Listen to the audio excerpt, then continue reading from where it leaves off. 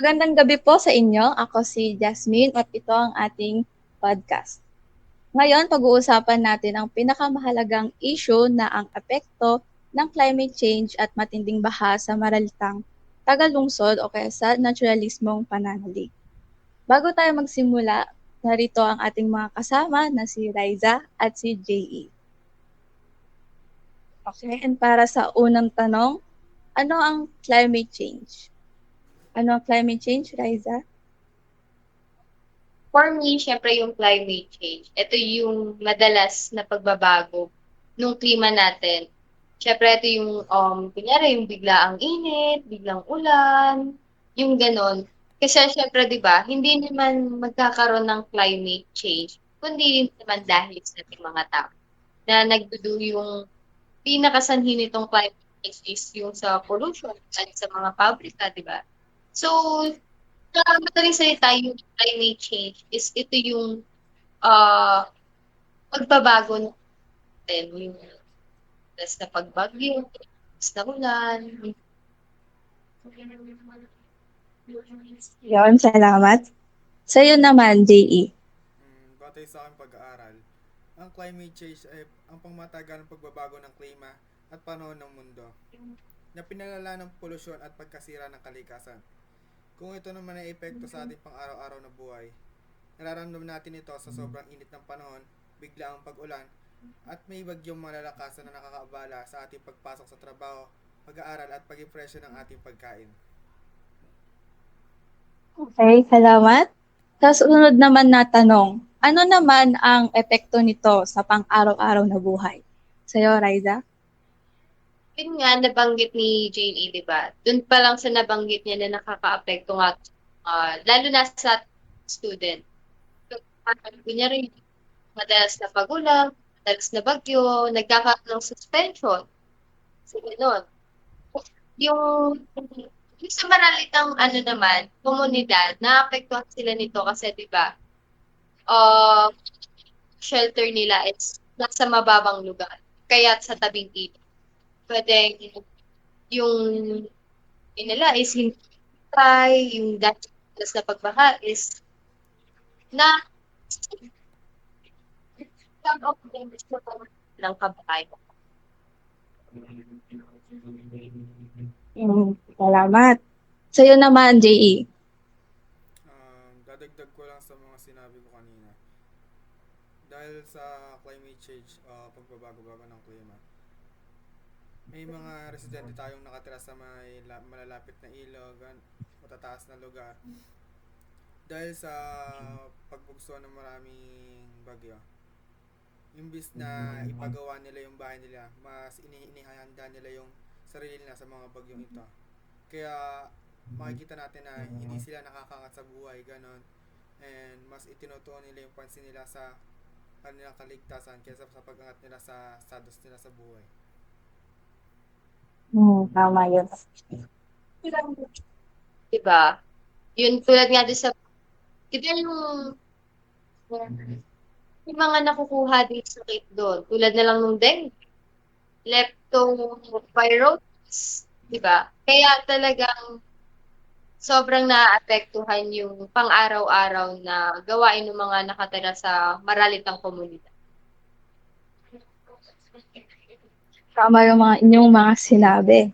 Sa sunod naman, bakit mas matindi ang epekto ng baha sa mga maralitang tagalungsod ng mga pamilya doon kumpara sa ibang sektor ng lipunan? Sa'yo, Riza. Yun nga, nabanggit ko nga kanina, yung nasa maralitang komunidad is mostly nasa mababang lugar sila. Kung maaapektuhan yung kabuhayan nila, is hindi agad sila ganun kabilis makabangon. Kumbaga, maapektuhan yung daily lives nila, kung saan sila kukuha ng pagkain, paano sila makakasurvive sa pang-araw-araw. Yung mga ganun lang, syempre, hindi kontrolado ng tao. Mahirap kontrolin o baguhin yung once na tumama na yung climate change o yung pagbaha. Para sa'yo naman, Jay. Sa tingin ko, dahil mas matindi ang epekto ng baha sa mga maralitang tagalungsod. Kasi yung mga tirahan dun sa lugar na yun is gawa sa magagaang materyales na usually natatagpuan sila sa mga danger zone tulad ng tabing ilog o ilalim ng tulay. So dahil nga hindi naman sa minamalit natin kapos palad yung mga nakatira doon, mga kapwa natin Pilipino, wala silang sapat na pera para bigyan may matibay na structure sa kanilang bahay. And also, kaya mas matindi epekto yung dun sa mga maralatang tagalungsod kasi walang sapat na maayos na drainage system. And wala ding sapat na pondo o savings yung mga nakatira doon upang mabilis na makabangon pagkatapos ng pinsala.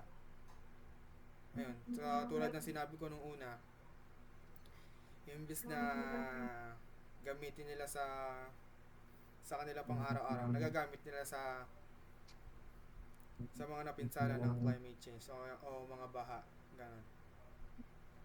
Tama nga, dahil nga malapit sila sa mga baha, kaya sila naapektuhan ng matinding baha. So, yun.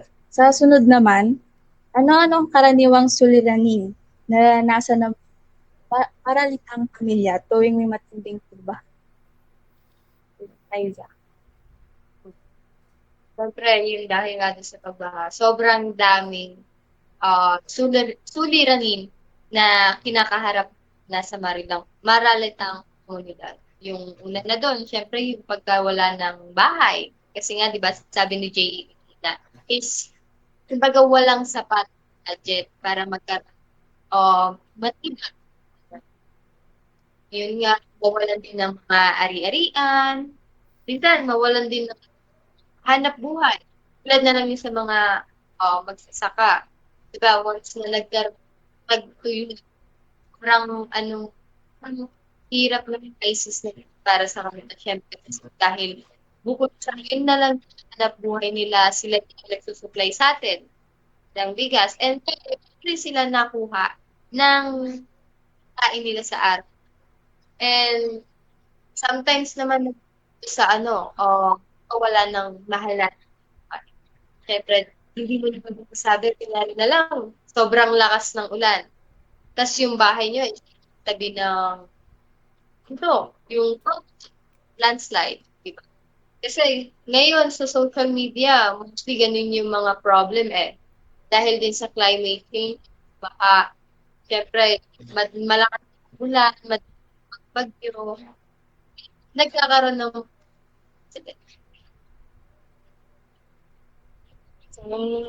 Sa'yo, J.E.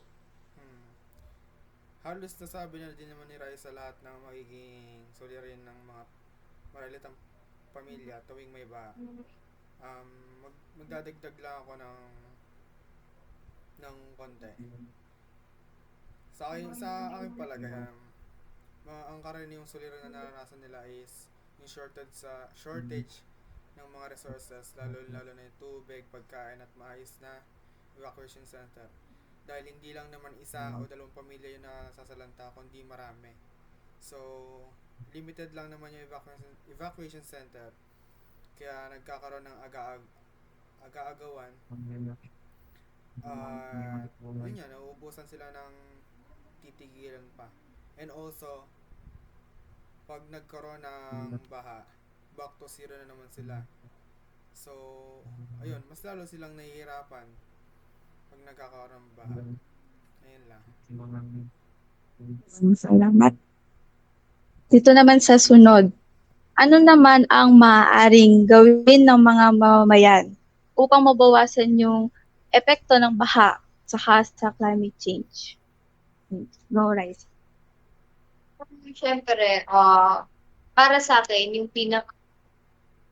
una dito na dapat talaga natin gawin, lalo na sa mga students, sa mga hindi sobrang, hindi ganun kalaki yung may tutulong. Hindi, malaki na to malaki na talaga to kung ikukumpara mo.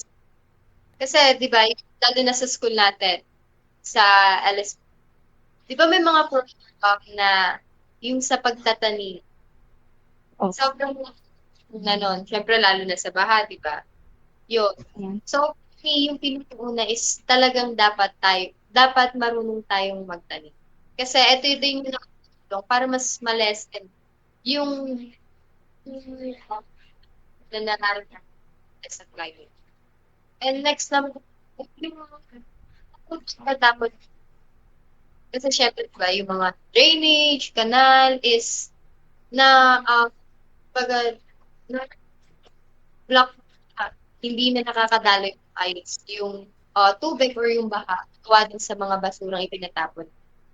So for me, Sa'yo naman, Lee.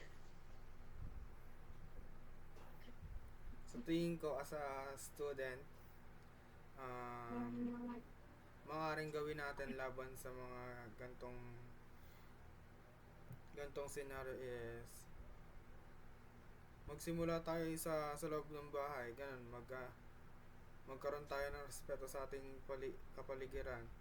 Magtap Sabi nga nila isa, magtapon ng basura sa tamang tapunan, ganun, pagsisegregate ng basura, pag-iwas sa paggamit ng plastic, pagtatanim ng puno nga, yan, ganun. Um, Dahil ako as a teenager, may mga program yung mga SK natin sa mga cleanup programs, ganun. Pwede tayong sumali sa mga ganun sa mga ating barangay.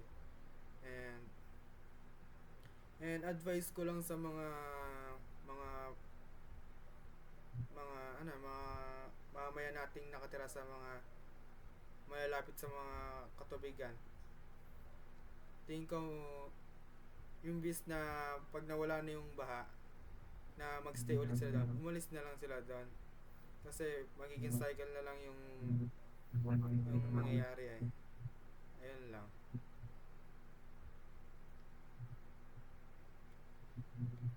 Pa nga naman yung mga sinabi nyo, lalo na yung sa sa pagtatapon nga ng basura, kailangan nating iwasan yon. Talagang yun ang pinaka-importante. And sunod naman, paano naman ito nauugnay sa naturalismong pananalig? Diba? kasi naturalismong pananalig or naturalismong pananaw sa panitikan is tumutukoy siya sa sa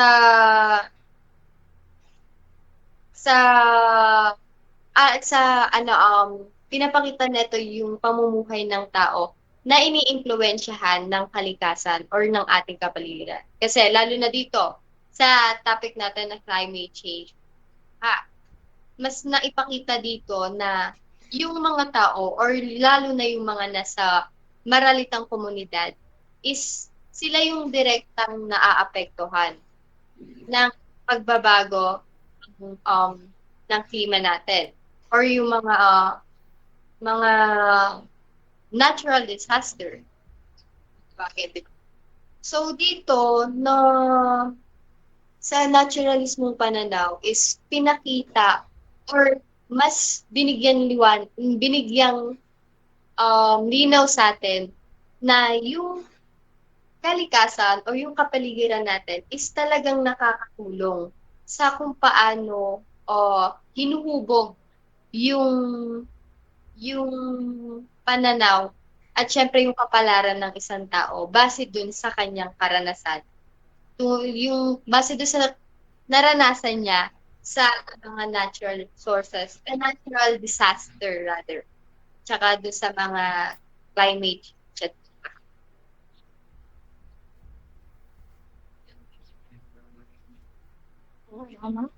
Sa'yo naman, GE. Mm. Paano ito nauugnay sa naturalismong pananaw? Sa tingin ko ito ay nagpapakita na ang tao ay walang laban sa kapangyarihan at ng kalikasan. Kasi nga, totoo naman wala tayong magagawa pag nandyan na yung kalamidad. And all we have to do is prevent and prepare. ang tawag dito, mas ano yan, mas to prevent the certain causes like yun nga, climate change. Kailangan nating mag-prepare yun para nga mabuwasan din. Kasi nga tayo lang din naman yung mahihirapan.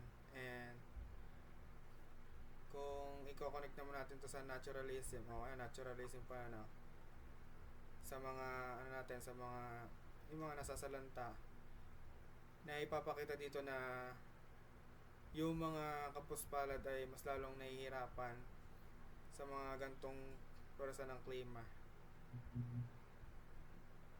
Na minsan ay nagdidikta din ng ano ng kapalaran.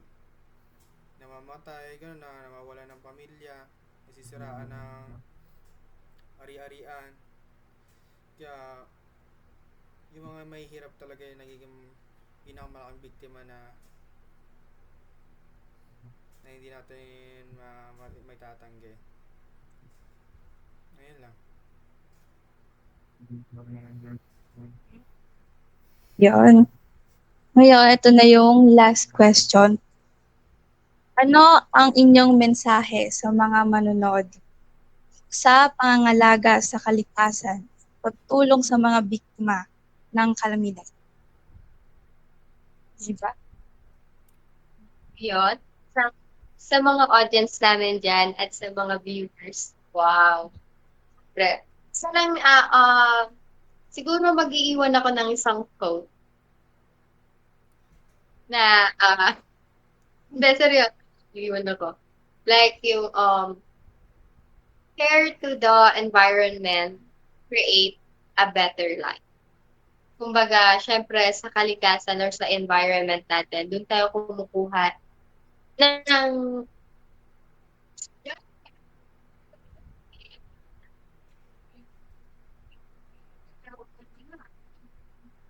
dapat nating alagaan. Syempre syempre kung wala naman yun, nasan tayo? Saan tayo kukuha ng mga, ano natin, needs natin? Diba? Kaya dapat talaga alagaan natin. Pati kung meron namang mga apektado dahil dito sa climate change or pagbaha, natural disaster, is kahit sa pinakamaliit na bagay na kaya nating tumulong is gawin natin. Tulad na lang ng mga nabanggit namin kung paano ba dapat pigilan tong climate change, bawasan yung pagbaha, di ba? Yung sa mga simpleng bagay lang, yung pagiging responsable natin sa sarili natin at syempre sa loob ng bahay or sa labas is sa buhay natin or gawin natin. Kasi hindi lang naman tayo epekto. Hindi lang naman yung para na rin sa nakakarami. Yun lang.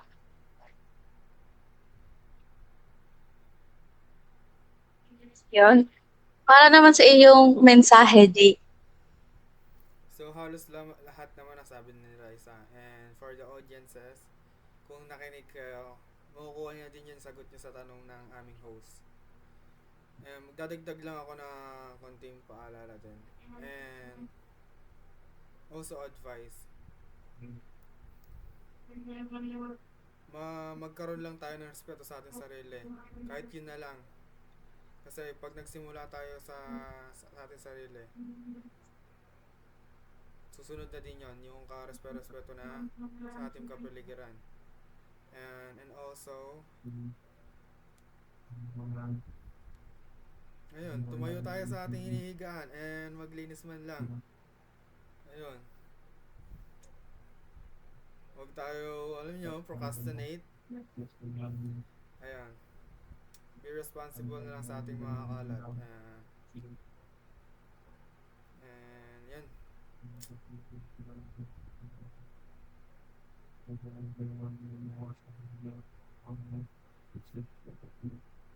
Okay. Maraming salamat sa inyong dalawa, Raisa at JE. Sa inyong mga binahagi na laman sa climate change, matinding baha, galungsod at sa naturalism friendly. Para sa nanonood, Sana ay mayroon po tayong natutunan mula sa kanila. Lagi natin tatandaan na huwag kalimutang alagaan ang ating kalikasan, maging responsable sa ating kapaligiran. Maging handa tayo tumulong para sa mga nangangailangan. At doon na lang nagtatapos ang ating podcast. At ako ulit si Jasmine at mga kasama natin ngayon ay si Riza at si JE. Maraming salamat sa inyong panonood.